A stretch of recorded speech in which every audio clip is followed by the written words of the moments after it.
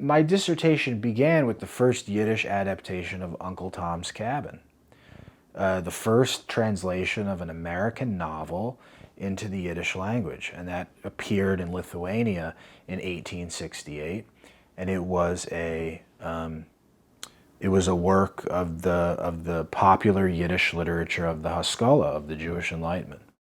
Ayzik Meyer Dik was a very popular Yiddish writer, uh, basically with a life that spanned the 19th century. So he was born in 1803 or 1807, we don't really know, and he died in 1893. So his life really spans the Eastern European Jewish experience in that century.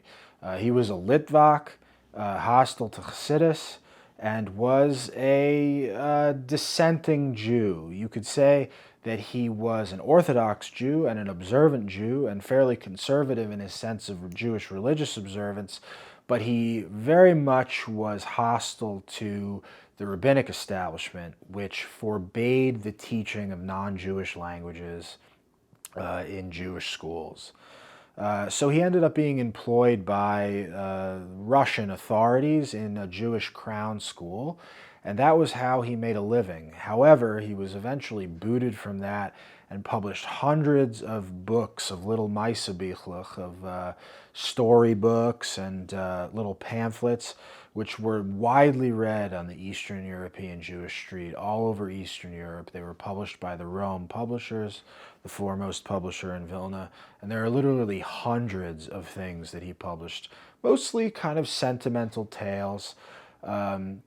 And what's important about these, about these books, as the scholar David Roskies has shown, is that he contributed very, very much to the socio-cultural awakening of Eastern European Jewry, in the sense that he started to translate French, English, German cultural artifacts into Yiddish.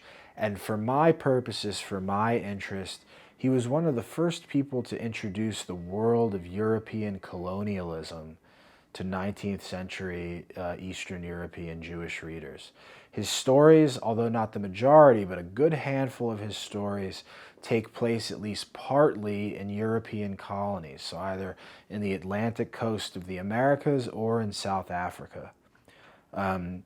He's very, very much interested in cultural difference, in racial difference, and in the broader diversity of the world. So, for example, in Die Brode Raguna, which is one of his well-known novels, one of the men who flees from his shtetl in Eastern Europe and abandons his wife goes to South Africa.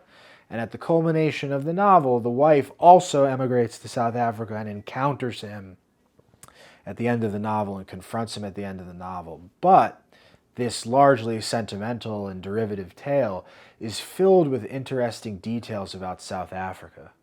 So, for example, he talks about the Zulu giving their children bar mitzvahs.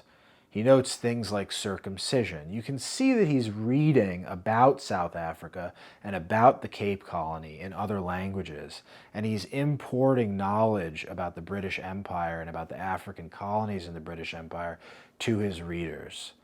One of the reasons that he does this is that he's one of the early intellectual architects of Jewish emigration from Eastern Europe.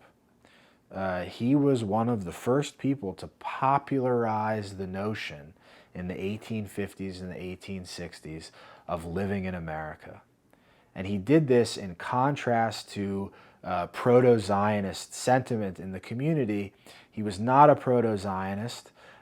He was actually an advocate of, in a way, Americanization. Alexander Harkavi, the great Yiddish-English dictionary writer, he notes in his memoirs that Ayzik Meyer Dik is the person he credits with convincing him to move to the United States. Ayzik Meyer Dik also, in his translation of Uncle Tom's Cabin, but in other works, I think that he starts to uncover certain sentiments in the community that today correlate to a notion of liberal Judaism. So he truly believed that Jewish emigration to the United States would improve American life. This idea, for example, in Uncle Tom's Cabin, that Jews perform a more, or practice a more humane form of slavery, is an argument he's making to his readers that their emigration will improve the culture of the United States, and that the conflict between white and black that happened during the Civil War was something that could have been ameliorated or lessened if only Jews had practiced a more humane form of enslavement. So it's very complicated, very ethically and morally complicated, but you can see the ethos of the Or LaGoyim, the light unto the nations, starting to develop in the Jewish Enlightenment. And the translation of Uncle Tom's Cabin is great evidence of that, because the gist of his translation, or one of the ways that we can reduce his translation, is by saying that his whole purpose for translating the novel was to show Eastern European Jews that serf emancipation was more effective, more humane, and better than the American emancipation of the enslaved. Yeah.